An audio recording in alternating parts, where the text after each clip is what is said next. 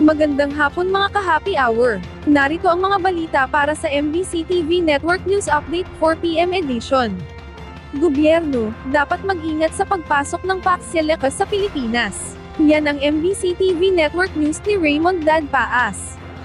Pinag-iingat ni Senador Amy Marcos ang administrasyon sa pag-aproba sa pagpasok ng Paxilica sa ating bansa. Ayon kay Marcos, nakababahala kung ang pagbatayan ng kontrata ay ang leaked document na nakarating sa kanyang opisina na pinaikot na umano ngayon ng Department of Justice pabor sa lease agreement na dehado ang gobyerno.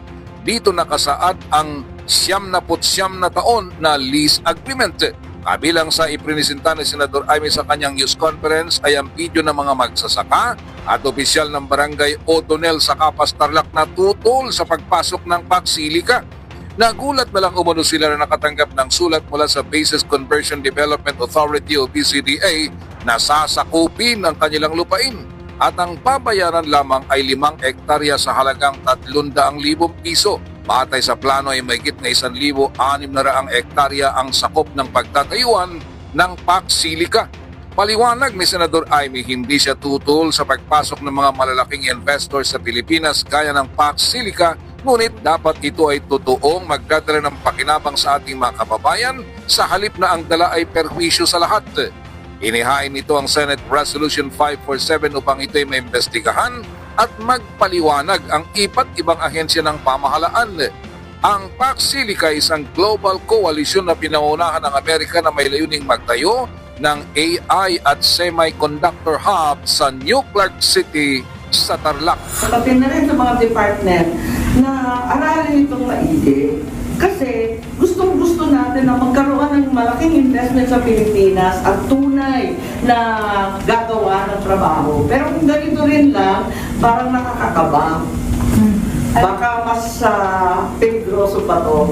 Baka malagay tayo sa alinlangan nito eh. Nauna nang inihain ni Senador Risa Ontiveros ang Senate Resolution 563 upang imbestigan ang pagpasok ng Paxilica sa bansa. Ito ay kasunod ng mga reklamo na may mga ITA community na palalayasin sa kanilang lugar dahil sa sakupin na ng kumpanya. Nais din matiyak ni Ontiveros kung makatotohanan ng pangakong 190,000 na bagong trabaho para sa ating mga kababayan. Sa panig ni Senator Raffy Tulfo ay inihain nito ang Senate Resolution 571. Nais nitong bosisihin kung nakahandang ating mga regulating agencies para sa ganitong uri ng investment at ang kaugnayan ng pagpasok ng Paxilica sa ating land use and urban planning, water consumption at sa ancestral domain ng mga indigenous peoples na maapektuhan. Para sa MBC TV Network News, ito si Raymond Dadpaas ng DZRH, una sa Pilipinas, una sa Pilipino.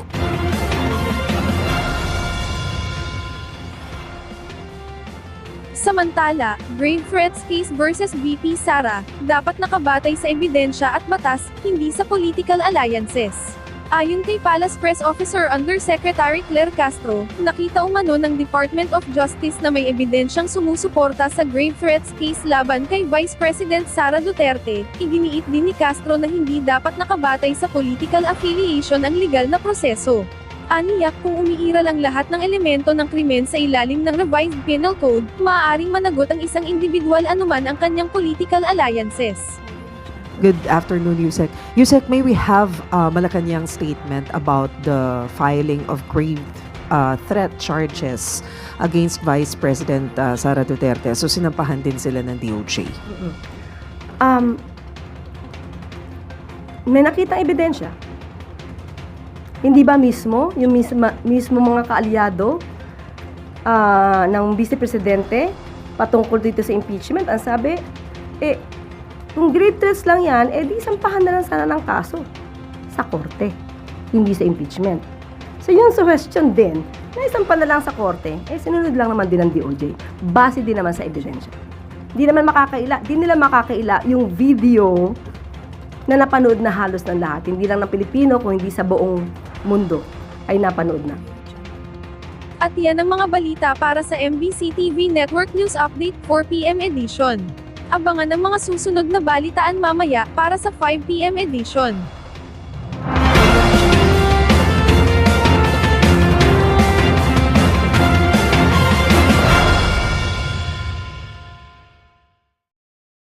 Mga ka-happy hour, kung gusto mong manood ang mga balita sa MBC TV Network News Update, mag-subscribe sa aming YouTube channel, i-like ang aming Facebook page, at i-follow sa aming TikTok account.